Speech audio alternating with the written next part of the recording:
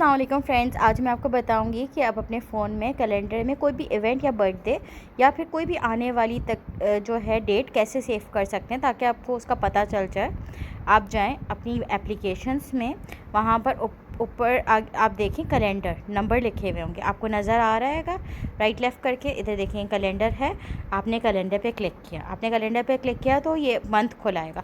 वैसे तो क्या पता एयर या कुछ भी हो, आप इधर से सेटिंग कर सकते हैं। एयर का व्यू भी कर सकते हैं, मंथ का व्यू भी कर सकते हैं और वीक का भी व्यू कर सकते हैं, पर मैंने किया है मंथ का व्यू।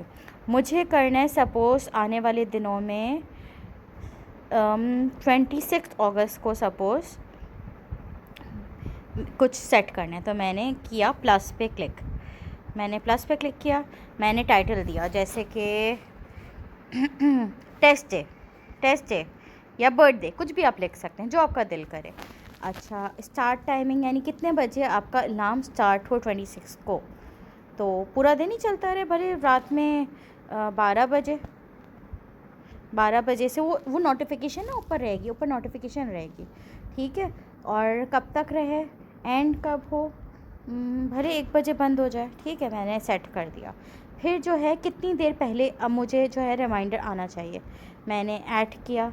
मुझे या तो कितनी भी देर पहले नहीं, नन कर दो, या फिर मुझे चलो आधा घंटा पहले एटलीस्ट रिमाइंड कर दो कि भाई मेरा टेस्ट का दिन है आज, ठीक है।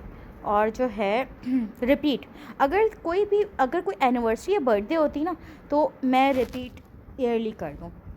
अगर कोई चीज़, जैसे अगर सपोज़ कोई लेक्चर है, आप वीकली भी कर सकते हो और कस्टम भी कर सकते हो कि कब कब, पर मुझे जो है ईयरली करना है। सपोज़ एवरी ईयर मेरा इस डे पे कोई टेस्ट है, तो मैंने वो कर दिया और फिर मैंने इसको सेव कर दिया और ये सेव हो गया एवरी ईयर। अब 10th को 26 को जो है वो 26 को जो है वो आएगा टेस्ट डे, और ये 1 घंटा अलार्म बजेगा, ये थोड़ी सी कुछ देर पहले 15 मिनट पहले जो मैंने सेट किया था मुझे बताएगा। Thank you guys.